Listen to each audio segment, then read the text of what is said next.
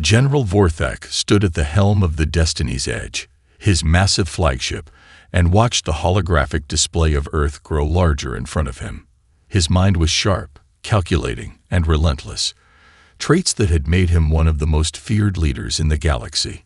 His empire had swept through dozens of star systems, decimating entire civilizations with surgical precision. Conquest was routine for him. He looked down at the console, where his fleet's status blinked green, indicating readiness. The Xilian forces outnumbered Earth's defenders by nearly 10-1, and their technology dwarfed anything the humans had. The plan was simple: break through Earth's atmosphere, overwhelm their defenses, and crush any resistance. It would be over in hours, days at most. There was no question in Vorthak's mind. Earth would fall. The alien general's eyes narrowed as he reviewed the intelligence on human military capabilities. Their ships were rudimentary at best, mostly relying on older technology and outdated weapon systems. The humans had a reputation for stubbornness and desperation in battle, but those were traits that never posed a real threat against a superior force. Vorthak had crushed rebellions on a dozen worlds, and human resistance seemed like nothing more than a brief inconvenience. "Ready the fleet," he commanded, his voice cold and commanding. His subordinates saluted, eager for the coming victory. However, as the Xilian armada descended into Earth's orbit, something unexpected happened. A human ship appeared out of nowhere, streaking across the void in a reckless, unpredictable arc. Vorthak's sensors locked onto the tiny craft. It was a civilian freighter, no bigger than a speck of dust, compared to the Destiny's Edge asterisk.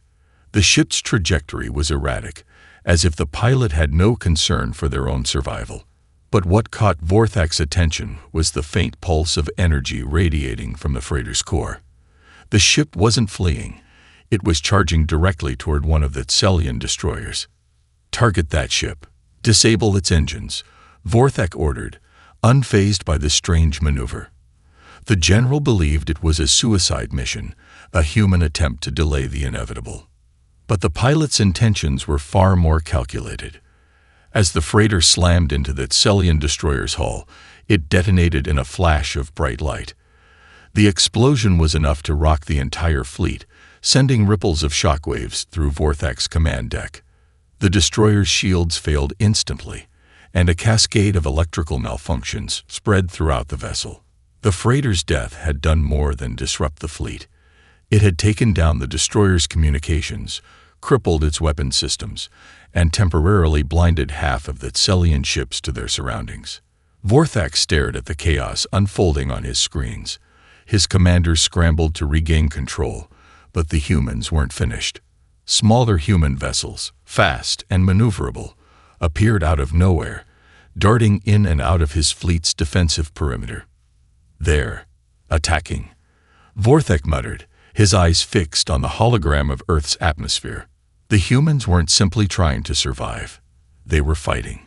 Using outdated technology, their craft weaved through the oncoming Xilian fire with an unpredictability that confused even Vorthak's most seasoned officers. Captain Jake Taylor of the Earth Defense Forces barked orders into his comms as his fighter squadron weaved between incoming plasma fire, dodging and counterattacking with guerrilla-like precision. Taylor's squadron had no chance of winning, but that was never their goal. They fought to make a point. They fought because Earth would never surrender. Vorthak watched in silence as the human forces, small and under-equipped, mounted a defense against his overwhelming might. It was reckless, and yet there was a fire in the eyes of every soldier, an intensity that bordered on madness. The general's mind raced. He had underestimated them. His fleet was damaged, his plans disrupted. And for the first time in years, Vorthak felt a flicker of doubt. Vorthak's hands gripped the armrests of his command chair as the holographic map of Earth's orbit flickered, the red dots representing his fleet flashing erratically. His mind, usually as cold and calculating as the Xilian war machine he commanded, raced through the chaotic data streaming in. His fleet was not only outmaneuvered, It was being attacked by under-equipped, underpowered human forces. Status report. Vorthak barked. General, we've sustained damage to 3 of the destroyers, shields are down on 2 others, and we've lost 3 frigates in the last 5 minutes, reported Commander Nirik, his voice tense. The human fighters, there's something unpredictable about their tactics. They're moving like they don't care about their own survival. Vorthak's eyes narrowed. He had expected stubbornness, maybe even a few desperate attacks. But this was different. These humans were not running or hiding like other lesser species they had conquered. They were fighting with a kind of reckless abandon, throwing themselves into battle with no regard for their own lives. They're insane, Vorthak muttered under his breath, and yet there was something fascinating in their madness.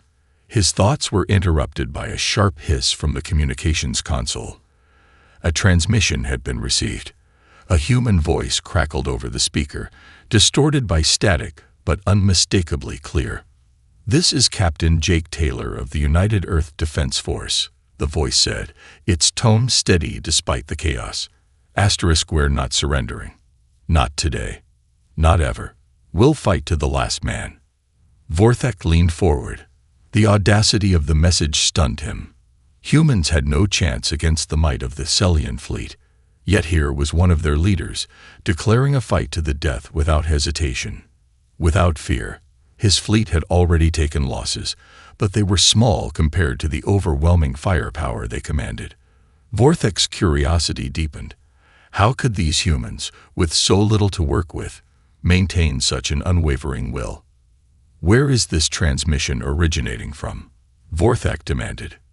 "From a command station just outside of the United States Eastern Seaboard, General. It's a secure military base near Washington, D.C. They've redirected all communications to that point," reported Lieutenant Tarkin, his voice tinged with disbelief. Vorthak knew that area. The humans had concentrated their most advanced military assets there, but it seemed like a futile effort. There was no way they could hold out against the Celian juggernaut. Yet as Vorthak listened to the calm, defiant voice of Captain Taylor, he began to question everything. These humans, despite their primitive technology, were holding their ground. They weren't afraid of death. The thought disturbed him. The Celians had conquered entire civilizations with a few waves of destruction, without any resistance. But these humans were different. They didn't bend. They didn't break. "Is the fleet ready to continue the assault?" Vorthak asked, his voice colder than before. "We're ready, General," Commander Nirik said, his voice tight. "But these humans are starting to look more like a real threat. They're organized. They've adapted quickly to our tactics, and they're unpredictable." Vorthak stared at the display. Human fighters darted between the massive Xelian warships like flies, tagging their enemies with precision strikes. They didn't just react. They anticipated. They didn't wait to be attacked. They attacked first. Vorthak's heart pounded in his chest, a sensation he hadn't experienced in years. For the first time since the beginning of the campaign, the general felt a pang of uncertainty. "Give the order to strike," Vorthak said, forcing himself to sound composed. "No more delays. We'll show them what happens when you challenge the Celian Empire." He stood, his gaze fixed on the holographic map, watching as his forces surged forward. Yet in the back of his mind, he couldn't shake the image of the humans, those desperate, determined fighters, and the thought that this might not be the easy victory he had predicted. The battle was just beginning. And Vorthak realized, for the first time in his career, that he might have underestimated the strength of his enemy. The battle had raged for hours, but it was clear to General Vorthak that the humans weren't going to fold as easily as he had expected. His fleet had taken casualties, their precision strikes failing to break the humans' unyielding defense. The battle was supposed to be a quick victory, a demonstration of Celian superiority. Instead, it had become a grueling test of endurance. Back aboard the Destiny's Edge, Vorthak stood before a massive display, his fingers hovering over the control panel. His fleet had withdrawn temporarily to regroup, but something gnawed at him. He had seen countless civilizations fall before his might, from the technologically advanced to the primitive, but nothing had prepared him for the relentless resolve of humanity. Something about them was different. He could feel it, a pulse in their actions, in their very defiance, that had set them apart from every other species he had encountered. He stared at the screen. On the far side of the map, Earth's military hubs blinked bright against the blackness of space. Vorthak zoomed in on one of the most heavily fortified human bases, the headquarters of Earth's Global Defense Command. The base had been under constant attack, yet it stood firm. As the humans fought, they didn't just react to his strategy.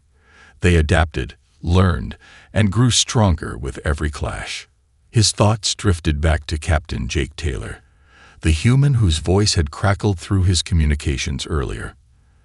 The same captain who had given that audacious, unwavering declaration of resistance. "We'll fight to the last man," Taylor had said, and for some reason, the words stuck with Vorthak. The simplicity of the sentiment was disarming, yet the emotion behind it, the raw, unapologetic belief in their cause, was something that Sellians could never understand. What makes them so different? Vorthak muttered to himself. He couldn't let it go. He began pulling up human history on a secondary terminal. Military tactics, political movements, even works of art. Anything that might give him a deeper understanding of the strange resilience he was witnessing. Vorthak scrolled through pages of history, reading about the countless wars humans had fought, each conflict brutal and destructive. He read about the American Revolution, how humans had risen up against a more powerful empire, with nothing but their will to guide them. He read about World War II, the Allies' struggle to push back against a regime that sought to dominate the world. They fought not for conquest, but for survival, for freedom. Their wars were filled with atrocities, yes, but they were also filled with moments of extraordinary courage. Individuals standing against impossible odds for something greater than themselves. He came across the story of an American woman named Rosa Martinez, a resistance leader on a far-flung colony, who had led a daring attack against a warlord threatening her people. Against overwhelming odds, she succeeded. She had no army, no advanced weapons, only determination. Something stirred in Vorthak's chest. For all their flaws, for all their wars and violence, the humans had something his own empire lacked. They didn't fight for domination. They fought to protect what they loved. They fought for something that was worth dying for. In a sudden flash, everything clicked. It wasn't their technology that made them dangerous, nor was it their numbers. It was their spirit, their ability to keep fighting, no matter the odds. Vorthak had assumed that strength came from power, resources, weapons, and soldiers. But the humans had something more intangible. They had resolve, a relentless will to survive, to protect, to overcome, no matter what stood in their way. "They are the strongest of all," he whispered to himself. A chill ran down his spine. For the first time in his life, he wasn't sure of his mission anymore. He had spent centuries conquering planets, enslaving species, and expanding the Sellian Empire. It had all been for power. But now he was looking at something different. Something worth protecting, not destroying. Vorthak leaned back in his chair, the weight of his realization settling on him. He was no longer sure that Earth's conquest was the right course. Maybe I was wrong. The thought echoed in his mind, reverberating with a force that felt almost like a personal betrayal. He had been trained his whole life to believe in the superiority of his species, the necessity of conquest. But now, staring at the history of humanity, all he could see were the sparks of something far more powerful than mere military might. The days that followed were a blur of strategy meetings, tactical reviews, and simulations. Yet none of it seemed to matter to General Vorthak anymore. His mind, once sharp and decisive, now wandered, drawn irresistibly back to the humans. He couldn't stop thinking about their resilience, their refusal to submit, the stories of their wars, their victories, and their unwavering spirit had begun to haunt him. Every victory the Xelian Empire achieved now felt hollow, like a hollow victory, an empty prize. "General," Commander Nurek's voice cut through his thoughts. "We've re-established full control of the fleet. The human counteroffensive has slowed. We're ready to resume the attack." Vorthak stared at the holographic map, but the words didn't register. His fingers hovered over the command interface, but his mind was elsewhere, consumed with something he couldn't shake. He had killed millions in the name of conquest, his own people, his own empire, all for the sake of what? Power. Control. No. The humans had shown him something his empire had long since lost. Meaning. They fought because they had something to protect, something worth dying for. Family. Freedom. A way of life. It was not for the first time that Vorthak wondered if the Xelian Empire, built on endless conquest and the subjugation of weaker species, had ever known such a thing. "General." Narek's voice was insistent, a clear note of concern now lacing his tone. "We have to act now. The humans are not going to surrender. We can take them if we push hard enough." The fleet. Vorthak's fist slammed down on the console, the sharp sound echoing through the command deck. His officers flinched, but no one dared speak. A wave of frustration surged through him, but it was mixed with something else, something darker. "They will never surrender," Vorthak said quietly, almost to himself. "But we don't need to conquer them." His voice trailed off. What was he saying? "General," Narek asked, stepping forward, his expression unreadable. "What do you mean?" "We are here to conquer Earth. That is the mission." Vorthak's jaw tightened. The mission. The mission that had been drilled into him since birth. The mission that had guided every step of his life. To expand that Xelian Empire. To bring every world under their rule. But in the face of humanity's defiance, the mission had begun to feel more like a prison than a calling. He felt trapped by his own beliefs, by the expectations of the Empire, and by the growing realization that he was no longer sure this was the right path. "The mission," Vorthak repeated, his voice distant. He took a long, slow breath, finally turning his gaze back to Narek. "You are right, Narek. We could destroy them. But at what cost?" The words tasted bitter on his tongue, as if his very essence were being torn apart. He wasn't sure what had happened to him. There had been a time, only a few weeks ago, when he would have destroyed Earth without a second thought. But now, the idea of burning their cities, of slaughtering their people, filled him with a sense of dread, as if he were about to make an irreversible mistake. "The Xelian Empire," Vorthak murmured, clenching his fists. "We've conquered world after world, but we've never had asterisk meaning asterisk like they do. Never had a purpose." He was speaking aloud now, more to himself than to anyone else. Narek watched him closely, his eyes narrowing. "Are you suggesting we abandon the mission, General? You're the leader here. The Empire will not forgive you if you turn your back on this. It's too late to change course." Vorthak straightened up, his back stiffening. He stared out at the vast, dark expanse of space. His mind flashed back to the image of the humans, Captain Taylor, Surgeon Calloway, and the others. They were standing firm, facing destruction with the kind of courage he had never known. And in that moment, he realized something fundamental. For all the destruction he had wrought in the name of the Xelian Empire, he had never truly fought for anything worth preserving. Not like the humans. Not like them. The weight of his decision was pressing down on him, suffocating him. He had been born to lead a galaxy-spanning empire, but now, in the face of the human spirit, he was beginning to question everything he had ever known. "I need time," Vorthak said finally, his voice strained. "I need to think." Narek regarded him with growing suspicion. "Think? There's no time for thinking, General. The fleet is waiting for orders."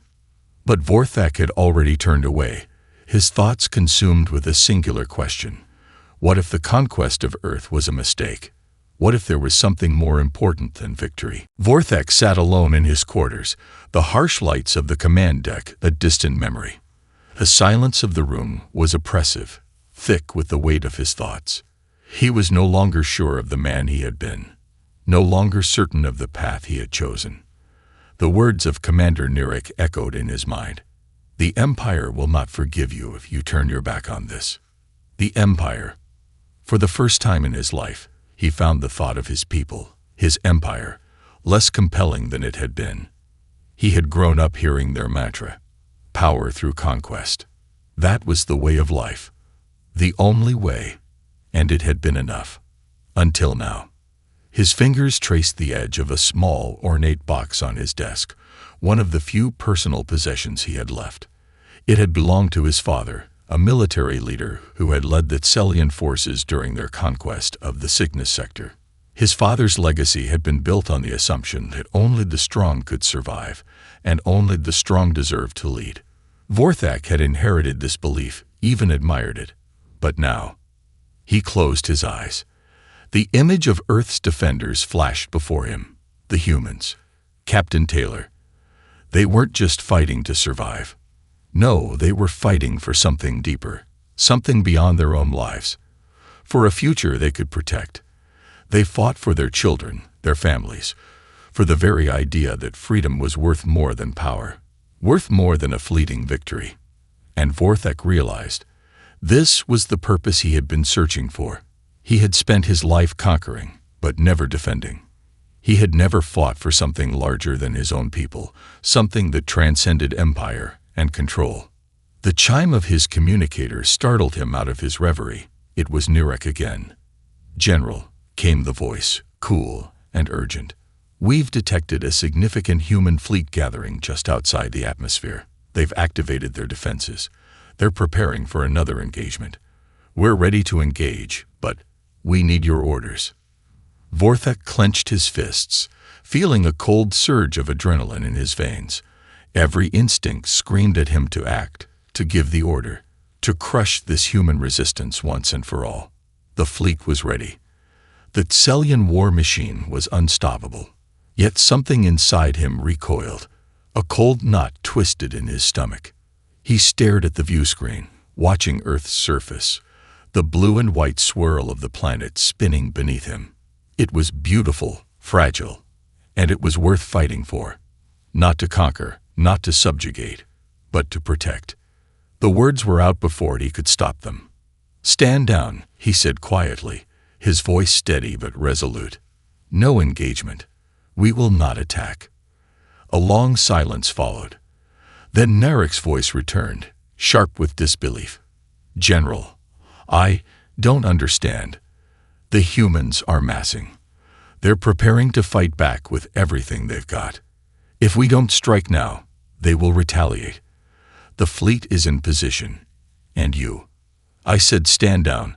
Vorthak snapped, his voice cutting through the tension like a blade. "We're not here to destroy. We're not here to conquer." "General." Narek's tone was edged with confusion and frustration. "What are you suggesting? We just leave them. After everything." Vorthak's hand tightened around the desk, his knuckles white. The cold was creeping up his spine, the weight of his decision settling on him like a mountain. "I'm suggesting," he said, forcing himself to look directly at the communication screen, "that we no longer see them as the enemy. I'm suggesting we let them be. We leave Earth in peace." There was a long, stunned pause from Nirek. You've gone insane." "I haven't gone insane, Nirek," Vorthak said quietly. "I finally started thinking." A wave of unease swept through him as the truth hit him. The Tselian Empire had been built on the suffering of others, on the dominance of the strong. But at what cost? Was this the legacy he wanted to leave? A legacy of endless wars, endless conquests, and endless suffering. He had no answers, but he knew one thing for certain. He wasn't going to be the instrument of destruction any longer. "I'm leaving the fleet," Vorthak said, his voice firm now. "I'm going to Earth. I need to speak with them. I need to understand." Another silence stretched between them. But this time, It felt different. Narek's voice, when it came, was filled with frustration and disbelief. "You can't be serious. You're turning on us." "I'm not turning on anyone," Vorthek replied, his voice calm, though his chest tightened. "I'm just choosing something different, something better." He disconnected the call and stood up, his heart pounding in his chest. There was no going back now. No more serving the Empire. No more destruction. Vorthek was about to make the most dangerous decision of his life. He wasn't just turning his back on the Celian Empire, he was rejecting the very idea of empire itself. As the command deck faded into the distance, Vorthek walked toward the shuttle bay. His destiny now lay with the humans, with the planet Earth. Vorthek fully commits to his transformation. He refuses to carry out the Empire's orders, declaring that the Celian conquest of Earth will cease. His internal struggle reaches a peak as he makes the life-altering decision to defect, rejecting the very empire he spent his life serving. This marks a pivotal moment in his journey, as he prepares to go to Earth, not as an invader, but as someone seeking to understand and align with what they stand for. The consequences of this decision are uncertain, but for Vorthek, it feels like the only path forward. Vorthek strode through the corridors of the Destiny's Edge with a singular purpose. The grand ship, once a symbol of Celian might and invincibility, now felt hollow to him, its walls closing in with every step. His decision had been made, and there was no turning back. He could already feel the weight of his choice bearing down on him. His entire life had been about conquest, about securing power for his people. But now, that path seemed empty, devoid of meaning. As he approached the shuttle bay, a small part of him wondered if his decision was an act of madness. Was he really willing to abandon everything for the sake of a species that had once seemed so insignificant to him? The humans, whose will to survive had shaken the foundation of his beliefs, were still a mystery to him, one he had to unravel. He had to know why they fought with such fervor, such determination, even when they were outmatched and outgunned. His gaze flicked to the soldiers stationed at the shuttle bay. They snapped to attention as he approached, their posture rigid, eyes uncertain. There was a mix of confusion and apprehension in their expressions. The idea that their general would abandon the fleet, turn his back on the Empire, was incomprehensible to them. "You're leaving?" one of the soldiers asked, his voice hesitant. Vorthek didn't answer at first. He simply nodded, his fingers brushing the edge of the shuttle door, a final touch before his departure. "Yes," he said softly, his voice steady, but filled with an undeniable finality. "I'm going to Earth." The soldier blinked, looking at him with a mix of disbelief and confusion. "You're defecting, General." Vorthek turned to face the soldier. The question had no judgment, only raw curiosity. His eyes flicked briefly to the ship's rear view, a dark stretch of endless space, before meeting the soldier's gaze again. "Yes," he said firmly, his voice breaking with a quiet conviction. "I'm choosing something different, something better." He didn't offer further explanation, and the soldier said nothing more. Vorthek turned and entered the shuttle, sealing the hatch behind him. As the engines roared to life and the massive hull of the Destiny's Edge faded from view, a sense of finality settled within him. He was no longer the invincible conqueror, no longer the loyal servant of the Celian Empire. He was something else, something undefined. The shuttle cut through space, drawing closer to Earth's orbit. Vorthek's mind raced, replaying the conversations with Narek, with his officers. Their anger, their confusion, their disbelief. The fear. They thought him a traitor, a coward. But they didn't understand. They hadn't seen what he had seen in the humans. They hadn't felt the conviction in their hearts, the fierce drive to preserve something worth saving. As Earth grew larger in the viewport, a sense of awe washed over him. He had never truly seen the planet from this perspective.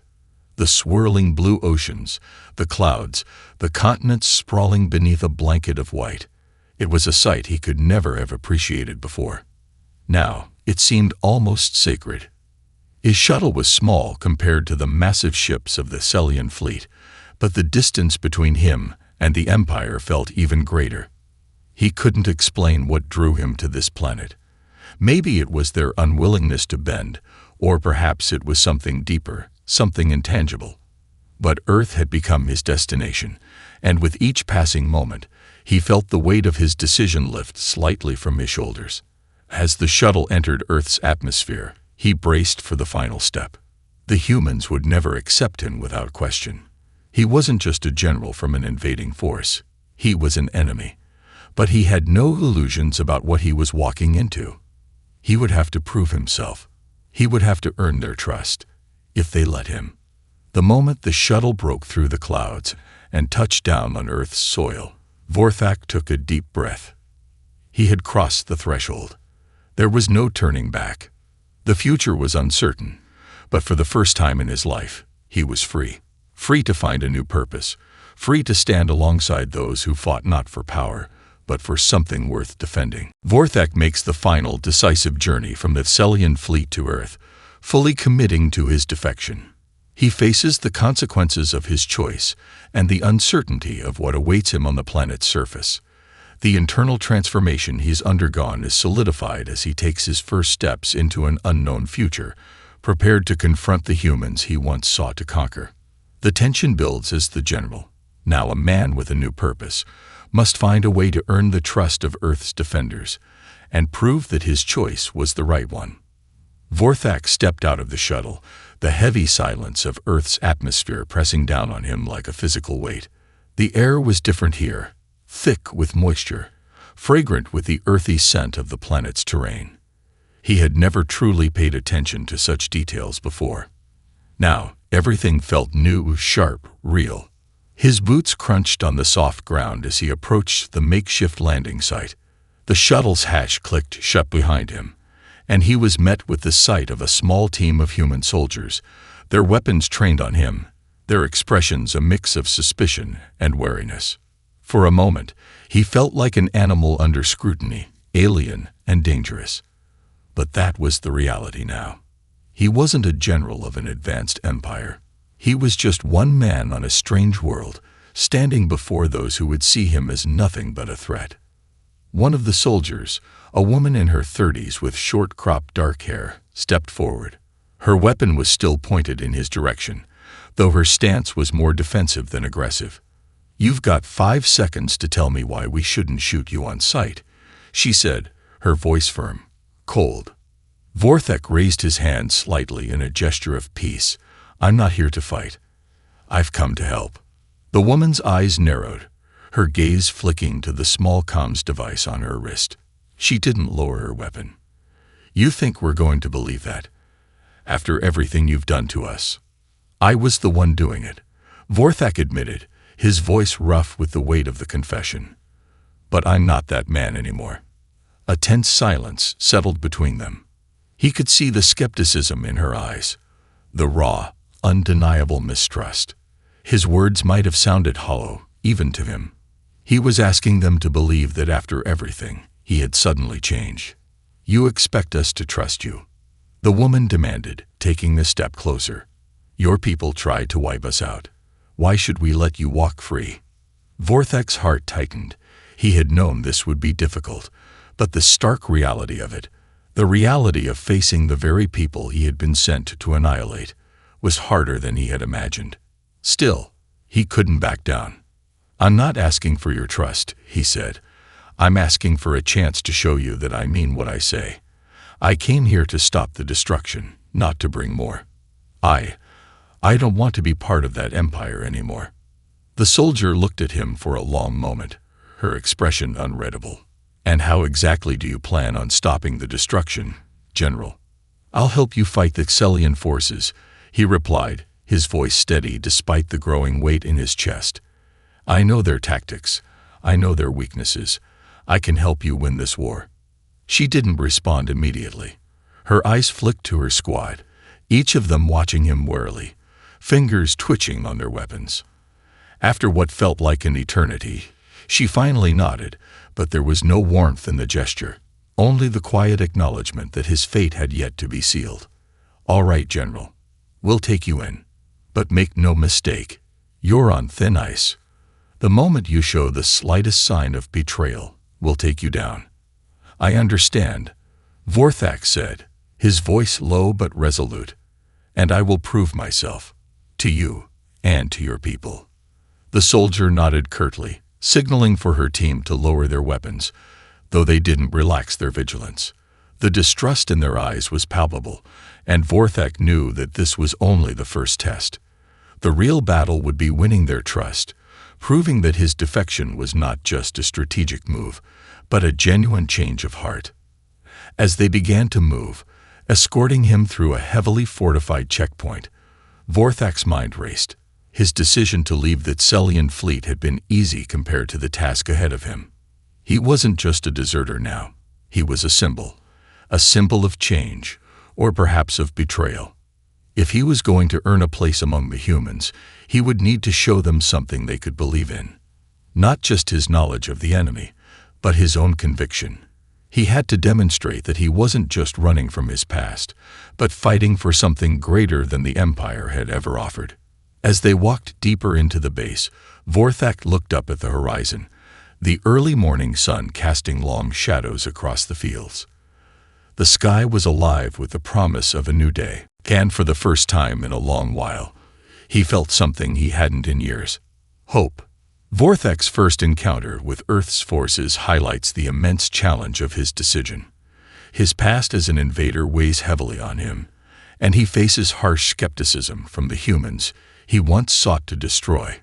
His journey toward redemption and trust-building begins here, as he takes his first steps toward proving his sincerity. While the soldiers are cautious, they agree to take him in, setting the stage for the grueling, uncertain process of earning the humans' trust and demonstrating that he truly has changed. The days that followed Vorthak's arrival were filled with tension, suspicion, and endless assessments. Every move he made was scrutinized. Every word, every action, dissected. But he had expected no less. His past actions had left a trail of destruction, and trust was something that would need to be earned, not given freely. The humans didn't trust him, but they were pragmatic.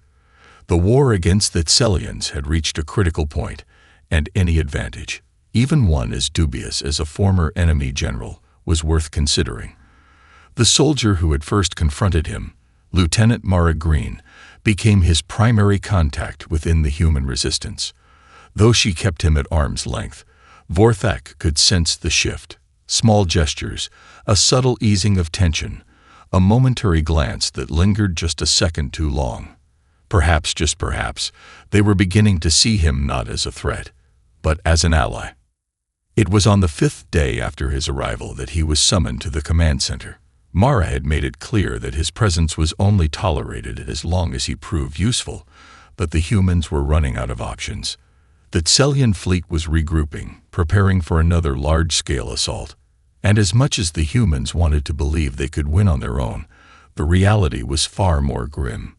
Vorthak entered the command center, flanked by 2 soldiers, his posture still rigid, but his face betraying no trace of the uncertainty he felt. The room was filled with monitors, holographic maps detailing troop movements, supply lines, and the positions of the Tselian forces. He knew the layout of their fleet like the back of his hand, the vulnerability he had helped create.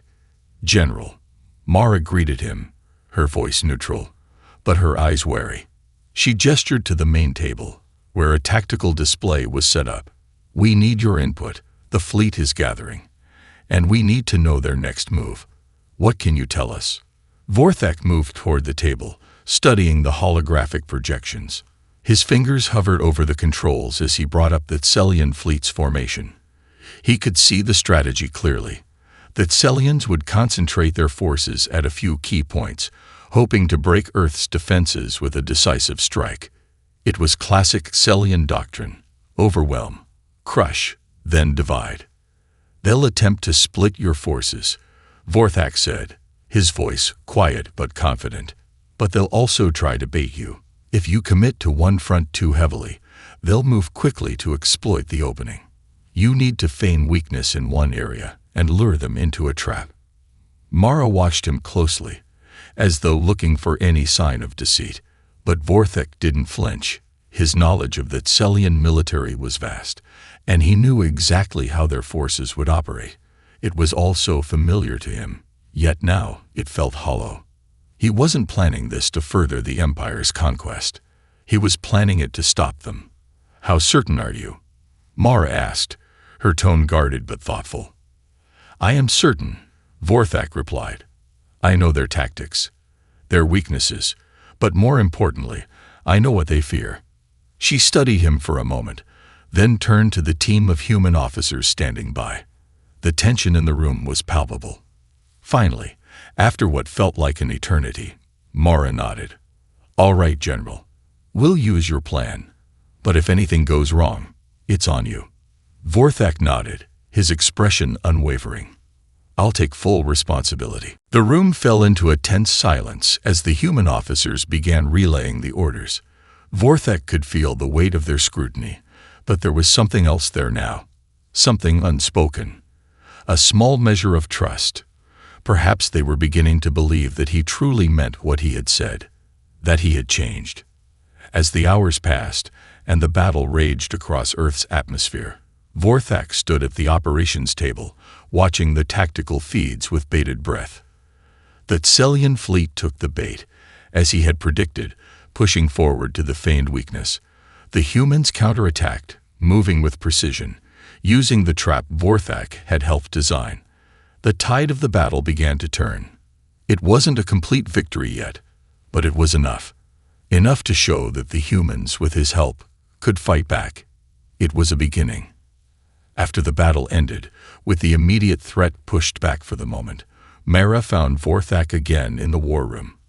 There were no words of gratitude, no celebratory gestures. But there was something in her eyes that hadn't been there before. An acknowledgement.